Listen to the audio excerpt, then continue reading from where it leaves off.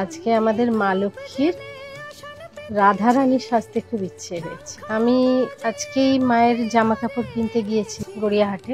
এবার যে দোকান থেকে কিনি সেই দোকানে এই অতিবৃষ্টির ফলে সব নষ্ট হয়ে গেছে।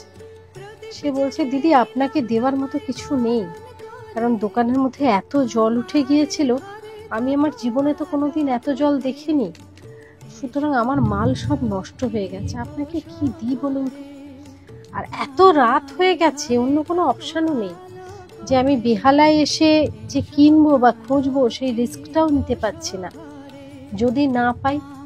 আমি ওকে বললাম, দেখো না ভাই, যদি আমাকে কিছু দিতে পারো, আমাকে আজকেই মাকে সাজাতে হবে, কালকে আমার অনেক কাজ, কাল আমি পারবো না যদি।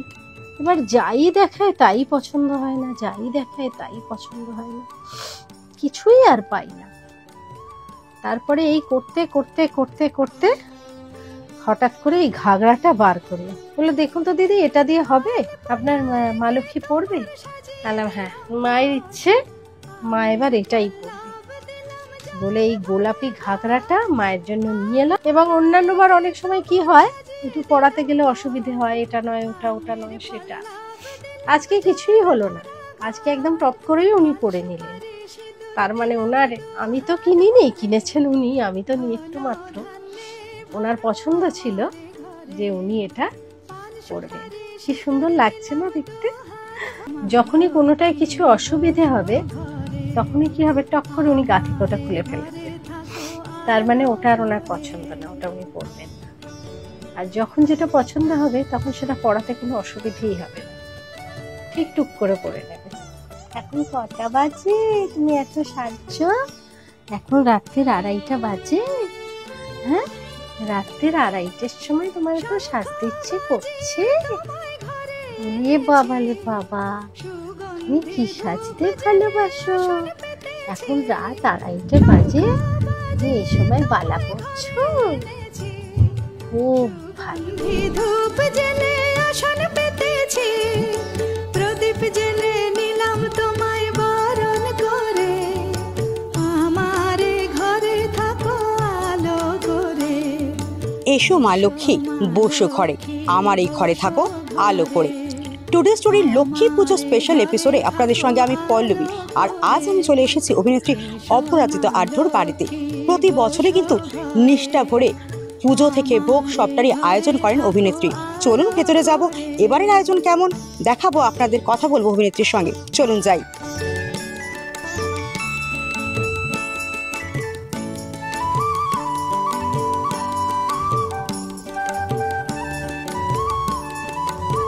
আঠাশ বছর আমি আছি এই বাড়িতে, 28 বছর ধরে আমি পুজোটা দেখছি। পুজোটা 36 বছরের পুজো।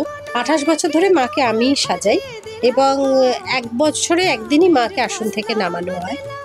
এবং লক্ষ্মী পুজোর তো খুব একটা আড়ম্বর থাকে না, লক্ষ্মী পুজোটা এমনি মানে আমাদের বাড়িতে অনেক বড় হয়ে গেছে, তাই যে বিশাল কিছু আড়ম্বর করে আমরা ভাবনা চিন্তা করে করি তা কিন্তু নয়, ওটা হয়েই যায়। আর এত মানুষ আসেন, তাদের একটা ভোগের ব্যবস্থা থাকে, আর মা লক্ষ্মীর আলাদা করে ভোগ থাকে, আর এইভাবেই হয়। আত্মীয় স্বজনরা সবাই আসেন, সেটা একটা বড় পাওয়া। ভিডিওতে দেখছিলাম যে তুমি বলছিলে যে মা কোনটা পড়বেন আর কোনটা পড়বেন না নিজেই বুঝিয়ে দেয়। হ্যাঁ, মায়ের একটা ব্যাপার আছে, মা যেটা পড়তে চান না সেটা ওনাকে পড়ানো যায় না, সেটা বারবার খুলে পড়ে যাবে।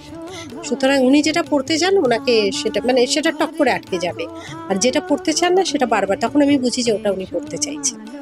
এবারে যেরকম নাকছাবিটা অনেক দিন ধরে পড়ছিলেন, তা আমি বুঝতে পারছিলাম ওই নাকছাবিটা আর পড়তে চাচ্ছে না, এবং কোথায় যে হারিয়ে দিল খুঁজেও পেলাম না, অন্য নাকছাবি পড়ালাম। মানে সবই মায়ের ইচ্ছা, উনি নিজেরটা নিজেই জোগাড় করে নেন। অবশ্যই, ঈশ্বর সবার আগে নিজেকে বাঁচায় সব ক্ষেত্রে, যেখানে যত বড়ই ন্যাচারাল ক্যালামিটি, মানে ন্যাচারাল ক্যালামিটি হোক না কেন, দেখবে মন্দির সবসময় নিজেকে বাঁচিয়ে নেয়। ঈশ্বর সবার আগে নিজে, কারণ ঈশ্বর জানে তাকে নিজেকে রাখতে হবে, মনুষ্যকুল আসবে যাবে। দিদি, জগদ্ধাত্রী পুজোয় তোমার একটি সিনেমা আসছে, টিজার দেখলাম, যদি এই বিষয়ে বলো যে এটা কি ইউটিউবে মুক্তি পাচ্ছে? না না, এটা শ্রী দুর্গা, এটা ফিল্ম, ফিচার ফিল্ম, এবং এটা 31শে অক্টোবর মুক্তি পাচ্ছে। এবং আমি সবাইকে রিকোয়েস্ট করবো, এই ছবিটা এমন একটা ছবি, সবার হলে গিয়ে ছবিটা দেখা উচিত। আপনারা সবাই সপরিবারে হলে গিয়ে ছবিটা দেখবেন 31শে অক্টোবর, শ্রী দুর্গা।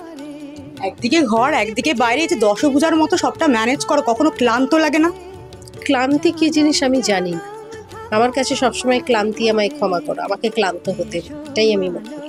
যেদিন আমি ক্লান্ত হয়ে যাব সেদিন তো তারপরে আর জানি না, কিন্তু ক্লান্তি আমাকে ছুঁতে পারে না। টুডে স্টোরি দর্শকদের উদ্দেশ্যে কি বলবে?